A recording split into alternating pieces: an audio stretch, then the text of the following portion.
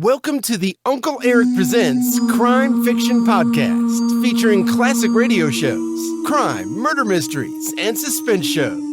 We're so glad you tuned in for this current classic episode.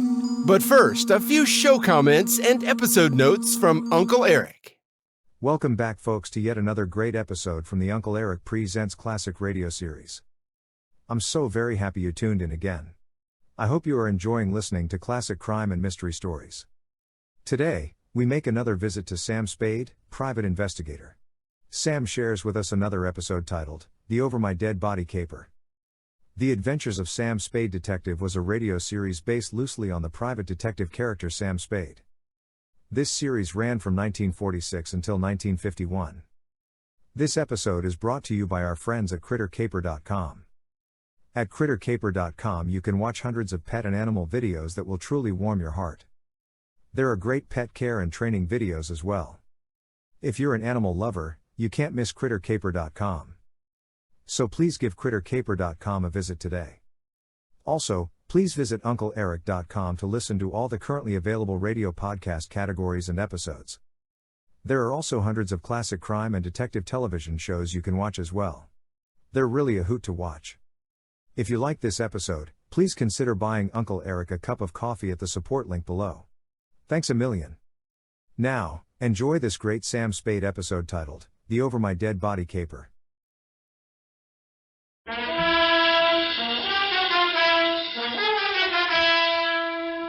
The Adventures of Sam Spade, Detective.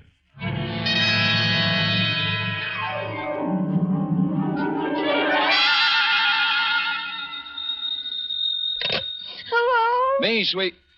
What number have I got? The Sam Spade Detective Agency, but... Oh, me, sweetheart. Something's happened. Call me later, Dwight. Dwight yet? Look, I didn't know you were in town. You didn't write to me or... Effie, Yes?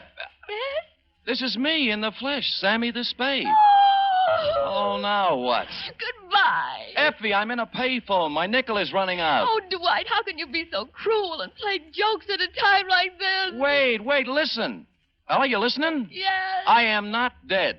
Don't believe everything you read in the papers. Huh? Or hear on the radio. Yes. You were at my funeral. Is that what you were about to say? Yes. And it was lovely. Don't believe that either. Stay right where you are, sweetheart, because I'll be there, alive and handsomer than ever, with an account of a caper which proves you can kill some of the people part of the time. My exaggerated report on the death of Sam Spade.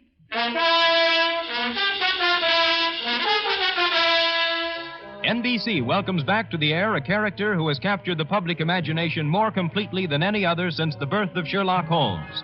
William Spear, radio's outstanding producer-director of mystery and crime drama, brings you the greatest private detective of them all in The Adventures of Sam Spade. Ain't it grand to be bloomin' well dead? Candles at my feet, candles at my sorry, head. but we're not open for business today. I mean, Mr. Spade's office is closed right now because... I'll wait. Oh, you look just like Mr. Spade. What's your name? Spade. S-P-A-D-E. Spade. Sam never told me he had a twin brother. He doesn't. But then you... I'm me, Sam. Oh, Oh, wait, come here. no. Now do you believe me? Well, I don't know. Oh, what's the use? Oh, you're so much like him. Oh, never mind. Now get your pencil and paper and take it. Date November 17th, 1950. To Miss Effie Perrine. That's me. From Samuel Spade. That's me. License number 137596. You must have been the last one to see him alive. Did he tell you to give me a message? Shut up. Subject, my death. Dear Effie, since the sight of me in the flesh, breathing, hungering, and living doesn't convince you, maybe this report will. Think, if you can, back to last Monday. Now, if you recall, it was about 11 o'clock when, on the flimsy pretense that we needed stamps for the office, you drew $2 from petty cash and stepped out to buy a pair of step-ins. And that's when my client materialized. He was small and thin and carried with him the unmistakable odor of stale flowers. His black alpaca suit, string bow tie, elevator shoes, and white gloves had no bearing on his conversation. Oh, dear. My name is Chester Swan. Are you sure? Yes. My name is Spade. What can I do for you? How tall are you, Mr. Spade? 6 feet in my feet. Weight? 178. I always notice a man's bone structure, don't you? Oh, always. Open. Huh? Open. Let me see inside. Like this? Mm-hmm. All right. Fine. Oh, well, now that you know me this well, Mr. Swan, what can I do for you? Oh, dear. Perhaps I shouldn't have come here at all. I'm sorry, Mr. Spade. Well, really? Oh, dear. Oh, hello again, Mr. Swan. You wanted to talk to me? Yes, but I can't talk now. Mr. Spade. Still here. There. I live at 8516 Claremont in Berkeley. I'll be there tonight. Oh, dear.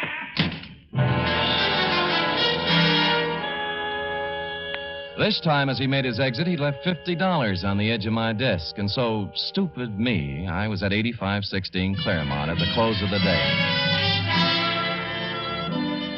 It was a small white cottage with green shutters and a white picket fence. There was a hill in back and a brook in front. The sun was beginning to set on it, and it was all very picturesque. In fact, so much so that a girl with red hair, blue jeans, purple smock, oils, and canvas was making it immortal. She liked me immediately. Here, hold this. Certainly. Like it? Oh, yeah. This is my first landscape. I'm a sprouting artist. Obvious. Makes your own? Not when I can get somebody to do it for me. Who are you? Oh, I might be a fellow artist. Don't do that. You're a liar. You're Sam Spade. I saw your picture in a newspaper clipping when I was helping Chester clean out his desk before he moved it. But You don't know an easel from a palette. Oh, but I could learn. I take it seriously. Well, then so do I. I doubt it.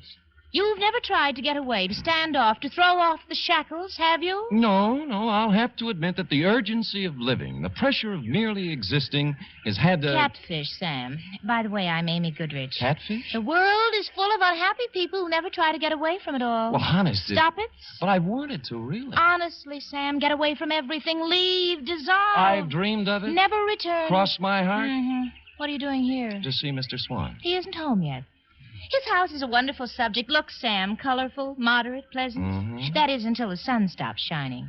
But picture it at night in the fog, crushed with barrenness, full of death, brooding, ominous. I'm trying to capture that, too. It's what we've got to get away from, isn't it? Absolutely. You and I... Sam, as you start up the hill on Claremont, there's a green apartment house on the right. I'm in 420. Well, maybe we'll find a way out together. Maybe. I waved her a fond farewell and sat on the steps of my client's house until he showed up at 6:15. He took me inside, where the only furniture was an army cot and a portable barbecue. I'm so glad you kept our appointment, Mrs. Spade. I'm so frightened. I've been upset all week long. I didn't know what to do. I just didn't. And what have you been so upset about, Mr. Swan? Well, lately, Mr. Spade, infrequently, for the last week, I've noticed a man. I think he's following me. Mm-hmm. At first, I'd see him in a car following my bus when I went downtown. Then he'd be waiting around at the bus stop in the evening when I came back. Oh. I've sold my house, and I'm ready to move. It's unnerved me so much, but... Did he follow you home tonight? No, but well, would anyone be following you, Mr. Swan? Well, I don't know, Mr. Spade. I don't know. I really don't. All right, I'll try another tack. What does this man look like? He always wears dark clothes and a hat. I'd say he was about your height. 6 feet. I remember. Maybe heavier. Same bone structure, though. Yeah, you haven't been to the police. Oh, dear, no. A man in my business can't afford off-color publicity. No? What kind of business is that? The Bonton Mortuary. Oh. 25 years. Ooh. Same location. Oh, and I've worked hard. So very hard. And if there's something behind all this, something that has stopped me from being made the executive secretary of the Undertakers Breakfast Club when they hold their annual election next month, I don't know what I'll do, Mr. Spade. I just don't really know what I'll do. I just don't. Oh, go ahead, Mr. Swan. You'll feel better. Just let it all out. Just really do.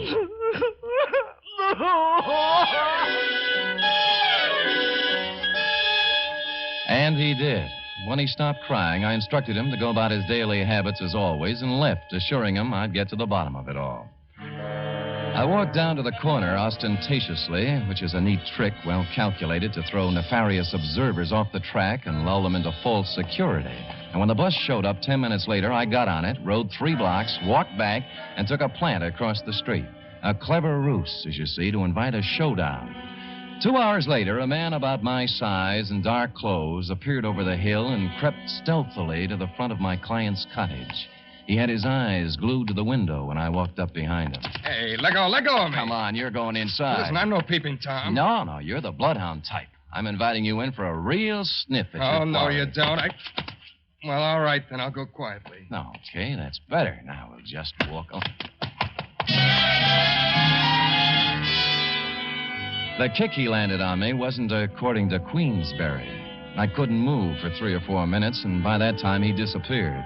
When I recovered my faculties, I reported the incident to my client, who cried himself to sleep. After I bolted him in for the night, I stopped on my way down the hill at apartment 420 in the little green apartment house. She was still wearing the blue jeans and the purple smock, and she still had the same ideas. Come in, Sam. You said you were serious about getting away from it all, and a whole day has passed. It was that pressure of living. I'm here to apologize. You are not, but go ahead. I'm sorry, Angel. I love to be fooled, Sam. You're forgiven. How's the painting coming? The one of Swan's cottage. Slow. Fog is always tough. Looks nice, though. How long you been on it? 3 weeks all told. Well, then you've had a pretty good plan on the house, haven't you? Ever notice a tall, broad-shouldered guy in a dark suit casing the place? Tall, broad-shouldered. Pretty much like me. Could anybody be pretty much like you, Sam? No, you're right. Sam, is there something wrong? No. Well, then don't stand there doing nothing. Do something. Who, me?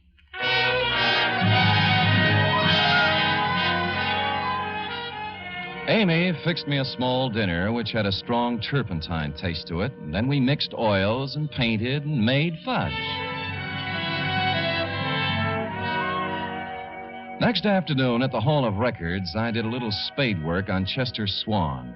His application and permit to practice undertaking in the city of San Francisco were dated 1938. Details: unmarried, 52 years of age, graduated from mortician school in Ohio, listed one living relative, nephew, Theodore J. Swan, Toledo, Ohio. I was gathering the above information when I smelled whiskey over my shoulder, which is always good luck. It was Al Torrington, who was also in the private investigation racket in this city, and he was leaning, peering from my face to the card that I held in my hand.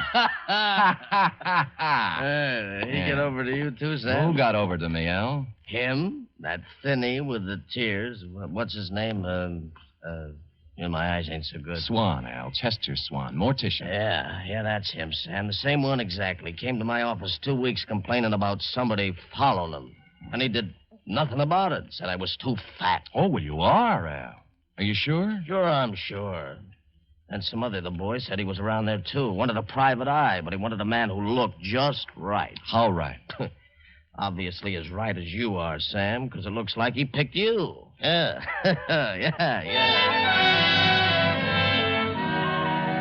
Yes, F, it did look like he picked me. And I thought that over, and I didn't like it. And I called my client at home to tell him he was fired, but he didn't give me a chance. Oh, dear, I'm so glad you called, Mr. Spade. I really am. I called for a reason, Mr. Swan. I'm resigning this case. Oh, dear, Mr. Spade, you can't do that. You really can't. I don't think you've been quite honest with me, Mr. Swan. Oh, dear. Tears will get you nowhere. I made a routine check on your reasons for hiring me, and they don't quite fit with the reasons you gave. They really just don't quite, Mr. Swan. It's no game, Mr. Spade. Believe me. He's back tonight. Right now, he's standing beneath the lamppost outside my window, and I'm frightened to death. Please hurry over, Mr. Spade, and let's get this business straightened out. Please. And stupid me, I went over. And I found that little white cottage on the hill looking grim and gaunt in the heavy fog. Amy's words about it being crushed with barrenness, full of brooding and death, came back to me. And Mr. Swan's frightened words about a mysterious man in dark clothes waiting beneath the streetlight also came back to me, particularly when I noted there was no streetlight near the house. However, there was a light somewhere in the rear of the house, and the front door was ajar. Oh, Mr. Swan! Mr. Swan, are you here? Oh, Mr. Swan, it's me, Sam Spade. Are you here? Mr. Spade? Is that you? Are you out there? Where are you? Things happened fast. I turned around to find the front door filled with a man in a dark suit. He had something in his hand. It looked like a roll of cotton candy, but it felt different. It only staggered me against the wall, but it made me forget where my arms were. Easy, Spade. Easy does it, boy. Easy. He let me down to the floor gently. I could still see the lights somewhere in the back of the house, and I could hear him talking way off. Take off his coat. Quick. Give me the needle. Hurry. I can't watch. I'm going upstairs. The needle went somewhere in my left arm, but not before somebody pulled my coat off, and for no reason I could think of at the moment, also tried to pull my finger off. Well, I couldn't dwell on it. By that time, the stuff in my arm was going other places, and I was going with it, even though there was action all around me. This ought to do it. No, stay away from me. Get out of here. Vaguely, somewhere, somebody was shooting Roman candles or having blowouts or playing bebop. I just didn't care at all. I just didn't.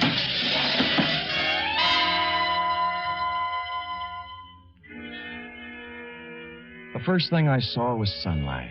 It was the kind you see in a picture. It was a picture of a little white cottage with green shutters. You guessed it. I was in Amy's apartment, where we made fudge together. I got to my feet somehow. Right here. I've had it here for 2 days. We'll have to figure out the best thing to do with him, though. I knew the best thing to do with me. There was a fire escape in a window. I got out there and I weaved against the wall. He's gone. He's gone. What do you mean he's gone? He couldn't have gotten away with that load he was carrying. I don't know. He was unconscious when I left. Well, don't just stand there. We've got to do something. There might be trouble. Now, let's get going. I didn't wait to find out what they were going to do. I made my way down the fire escape and started walking for the street, and that's when I noticed my shoes didn't fit me anymore. They weren't mine. And neither was the gray flannel suit with the label marked Tidkeys. Neither was the blue shirt. While I was at it, the ring on my finger engraved Emerson High 1936 wasn't mine either. My new belt buckle had a big letter T on it, which is not my initial. It really isn't. And I didn't have any use for the eyeglasses in my coat pocket either.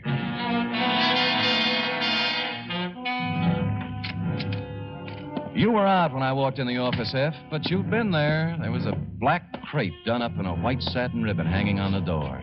The desk blotter was drenched with salt tears, and a newspaper folded back to page 13, and I'll sue the Chronicle on this if it's the last thing I do, gave me a 2-inch spread. Item, November 15th, 1950. 15? What happened to the 13th and the 14th? Detective perishes in Berkeley fire. I read it through once, then twice. It was my obituary.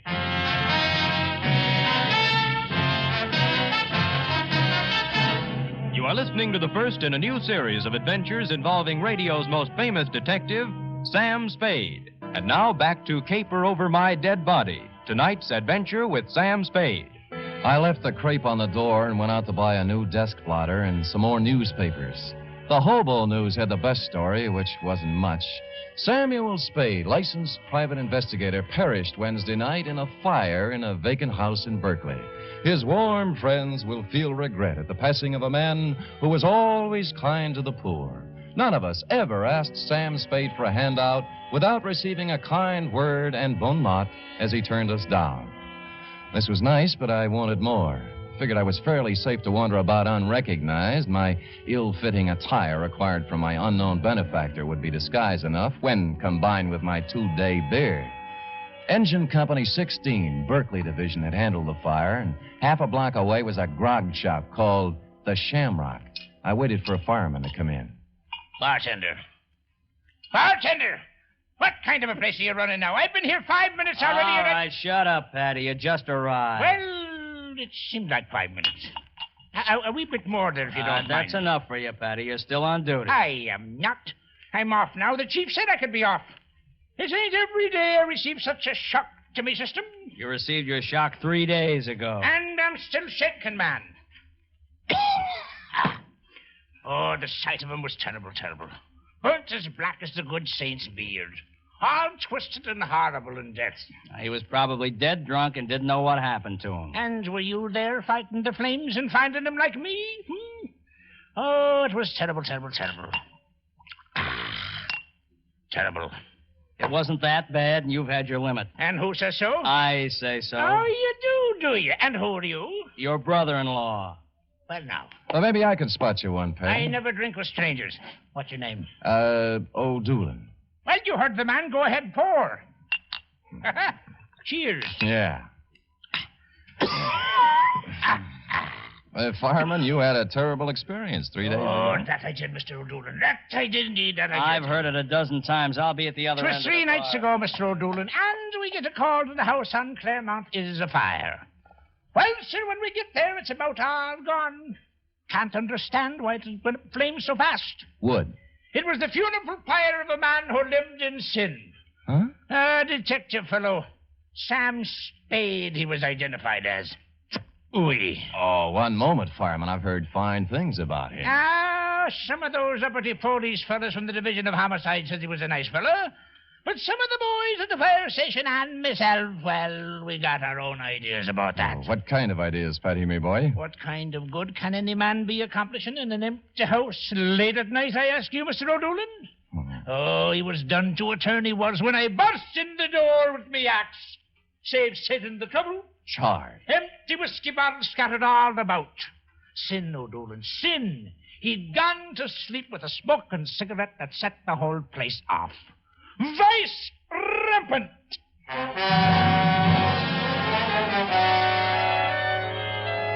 From there, I went downtown to a telegraph office where I sent a wire to Toledo on a long chance. And while I was waiting for an answer on a not-so-long chance, I slunk into the Bon Ton funeral parlor to pay my respects to the departed.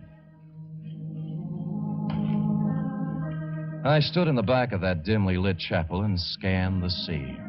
3 of the boys from Homicide were there, blowing their noses. 2 chorus girls I thought had long since forgotten me were there in black, deep V-necks. My insurance man was there, looking awful worried. 1 Chronicle reporter with photographer, and a shoeshine boy from our building, and the bailiff from the courthouse, just to mention a few I could make out. And you were there, Effie, up front near a closed casket. I made out a bower of flowers from robbery detail. It said, "Goodbye, Sam." Maxie from the city morgue was the only one who looked at ease. All right. Does anyone wish to, you, miss? Many called him Shamus, but I called him friend. On this, his last caper,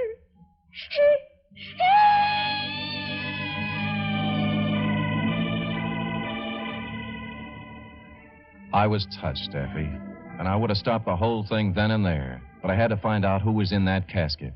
I reeled out the front door with tears in my eyes and slid around to the back door and into Chester Swan's private office.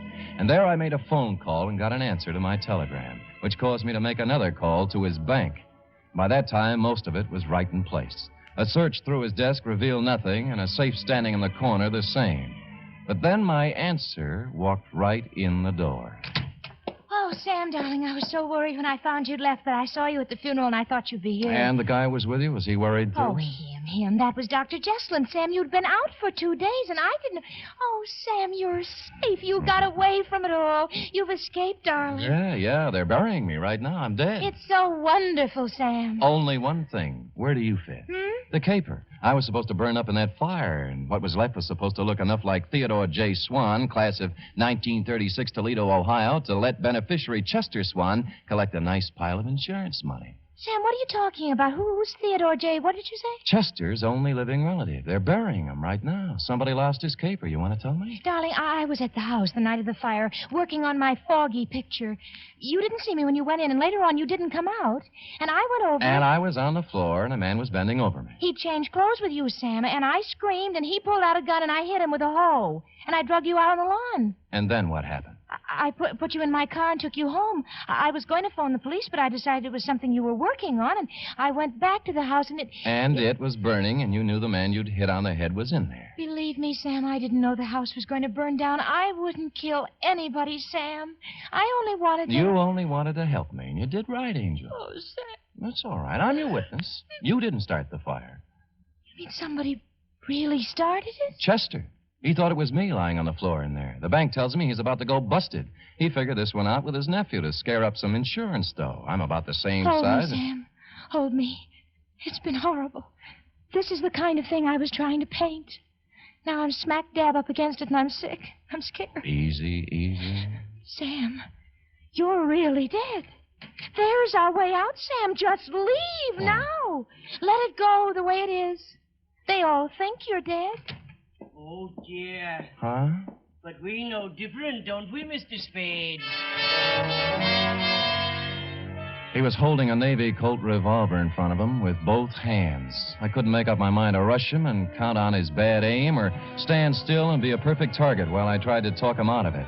Either way, he was a crazy man with a gun, and he was getting ready to use it. Sam, he's going to kill us. Mr. Quiet, Spade, Amy. because my nephew was stupid enough to wear your watch and your suit when he exchanged clothes with you, I'm going to lose the Bonton. And that puts you in quite a spot, doesn't it, Mr. Swan? Until a moment ago, yes, but now.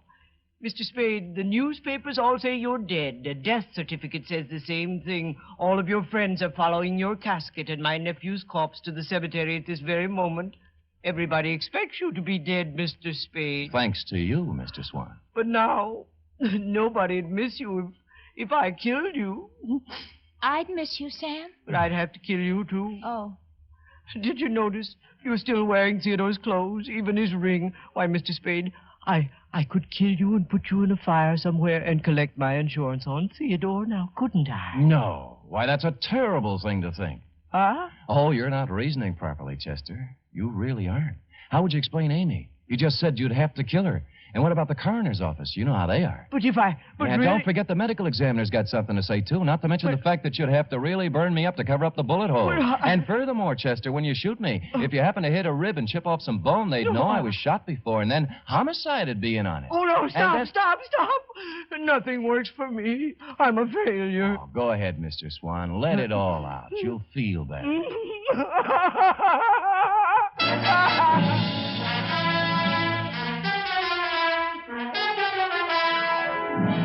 And he did.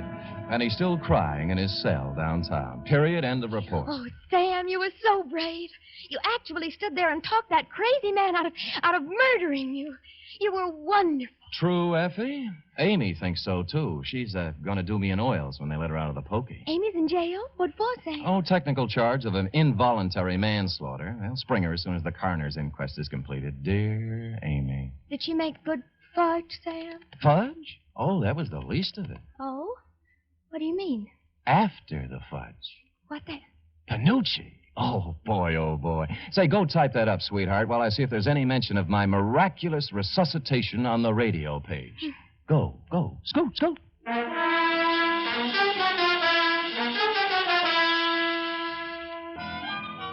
here it is, Sam. All typed up. Good. I will sign it, and you will keep it, always, to remind you that I'm still here. Oh, Sam. Living, breathing, brave, and handsome. A paragon. Sam, what will we do about the mail? The mail? What mail? Where? Which... All the letters and postcards and telegrams and all that came when people thought you... Oh, when you weren't good... When they thought you were... Oh, there have been enough tears tonight, Effie. Oh, Sam, it's so good to have you back. Will you be the same as you always were? Well, I'm going to try, Effie. Because then you can't help but be, like they say, the greatest private detective of them all. We'll see. Good night, Sam. Good night, sweetheart.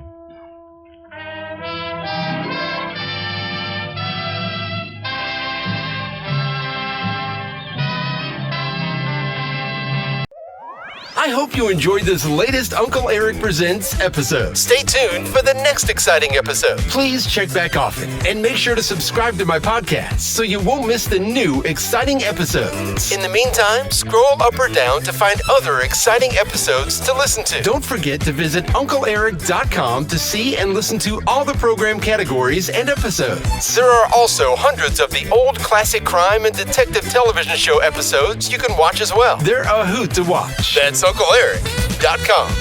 If you like this episode, please consider buying Uncle Eric a cup of coffee at the support link below. Thanks a million. Thanks for stopping by. Bye-bye for now.